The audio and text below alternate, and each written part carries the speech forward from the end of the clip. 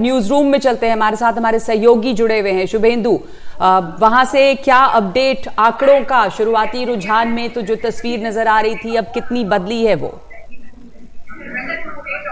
देखिए, जैसे जैसे सूरज चढ़ रहा है वैसे वैसे तस्वीर अब पूरी तरीके से क्लियर होती नजर आ रही है।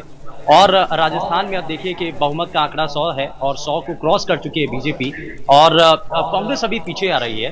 अब लेकिन सबसे ज्यादा महत्वपूर्ण क्योंकि हॉट सीट है, जरा सबसे पहले उसके बारे में आपको दिखा देते हैं। ये देखिए, हमने पूरा इसके लिए तैयारी की है और ये आपके सामने पूरी तरीके से तस्वीर है। अब आप देखिए, एक एक करके आपको बताते हैं, क्योंकि अशोक गहलोत जो कि अभी फिलहाल सरदारपुरा सीट से आगे चल रहे हैं, इनकी परंपरागत सीट है और इस सीट से वो आगे चल रहे हैं। दिया कुमारी सांसद जो कि विधानसभा चुनाव में उनको उतारा गया है मैदान के अंदर, विद्यानगर सीट बड़ी सेफ सीट मानी जाती है बीजेपी की, उस सीट से आगे चल रही है। बाबा बालकनाथ तीसरा वो बड़ा चेहरा जिसके ऊपर सबसे ज्यादा फोकस रहता है, तिजारा सीट से फिलहाल उनको मैदान में उतारा गया है।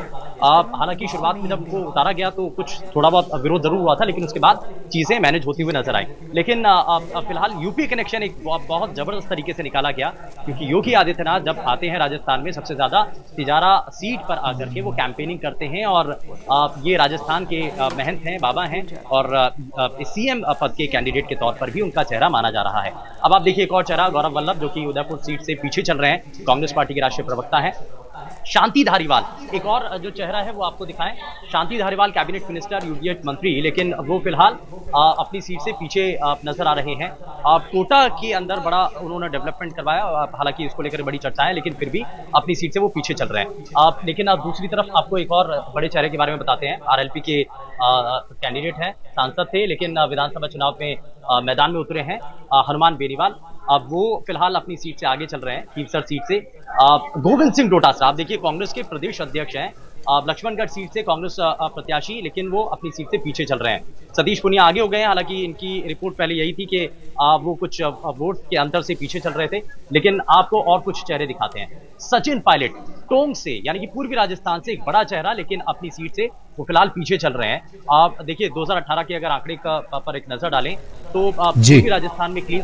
तो आइए आगे बढ़ते। बिल्कुल भूपे, बहुत बहुत धन्यवाद आपका इस जानकारी के लिए। और मैं संदीप जी आपके पास आऊंगी। जो बहुत महत्वपूर्ण बात उमा सुधीर ने तेलंगाना के संदर्भ में कही, उन्होंने कहा कि AIMIM जो एक तरह से वहां पे मुस्लिम गढ़ है, वहां पर बीजेपी उन इलाके में उनके गढ़ में आगे बढ़ रही है।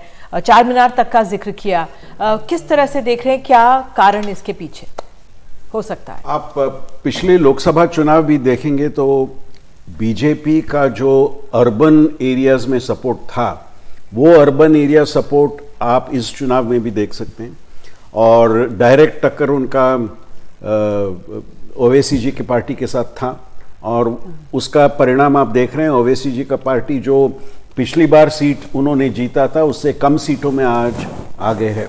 सो शहर में, हैदराबाद शहर में, सिकंदराबाद शहर में जो कांटे की टक्कर MIM और बीजेपी के बीच में आप देख रहे हैं, बीजेपी को 7-8 सीट जो वो आगे है, उन सभी सीटों में है जहां उनका कंपटीशन ज्यादातर MIM से है।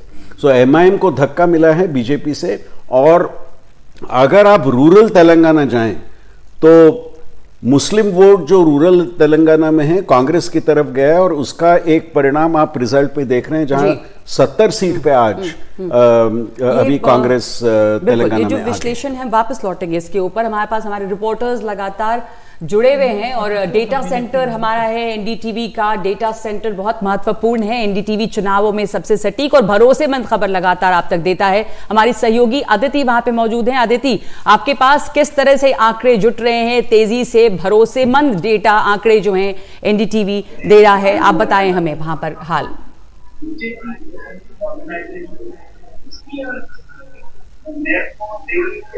NDTV का ये डेटा सेंटर है, क्योंकि यहाँ पर अलग अलग सोर्सेज से हम डेटा ले रहे हैं, और जिस तरह की पट्टियाँ आप देख रहे हैं, आप जो चैनल पर चल रही हैं, वो डेटा अलग अलग जगहों से हम निकाल कर ला रहे हैं। हमारे रिपोर्टर्स जो हैं वो अलग अलग मौक़ों पर अलग अलग राज्यों में मौजूद हैं। और जैसा कि हम जानते हैं, सत्ता का सेमीफाइनल है, ये जो चुनाव है, इनके जो नतीजे बहुत ज़्यादा मायने रखते हैं। तो जिस तरह से डेटा आ रहा है, अश्विन हमारे साथ, हमारे सहयोगी बने हुए हैं। अश्विन, किस तरह से यहाँ पर डेटा पहुँच रहा है और उसके बाद आप लोग फीड कर रहे हैं, हमारे दर्शकों को बताएं। क्योंकि NDTV खास तौर से इस बात के लिए जाना जाता है कि NDTV पर जो नतीजे होते हैं वो सबसे सटीक होते हैं और एक्यूरेट होते हैं और समय पे आते हैं। उसके लिए हमारे पास मल्टीपल लेयर्स होते हैं।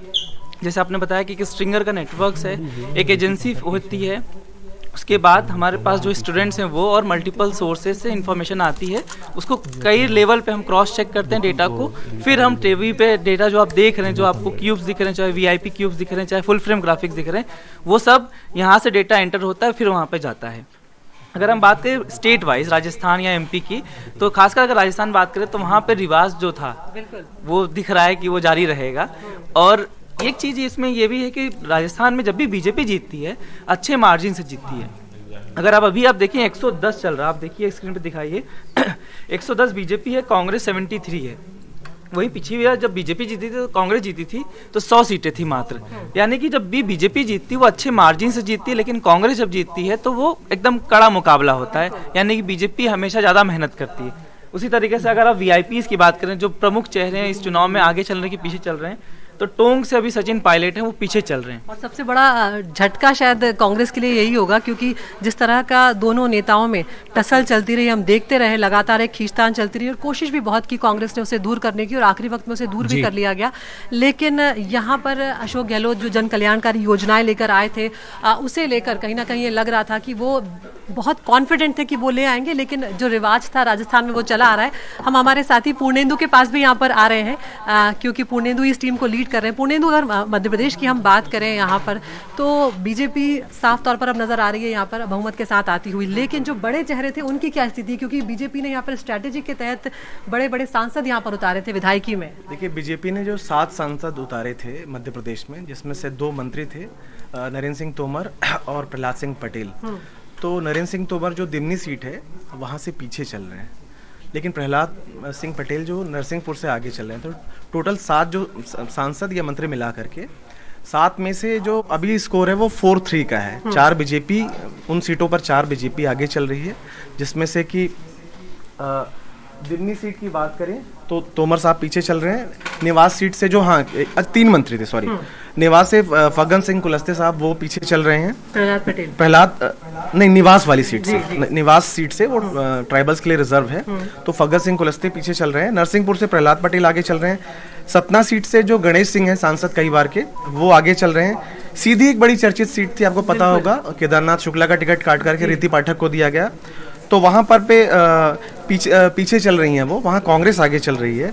जबलपुर पश्चिम की जो सीट है, राकेश सिंह वहाँ से आगे चल रहे हैं, और गाडरवाला की जो सीट है उदय प्रताप सिंह बीजेपी वहाँ से चल रहे हैं। तो कुल मिला के इन 7 में 4 पर बीजेपी आगे चल रही है और 3 पर कांग्रेस आगे चल रही है। काफी दिलचस्प है यहाँ पर, जब देख रहे हैं यहाँ पर जी।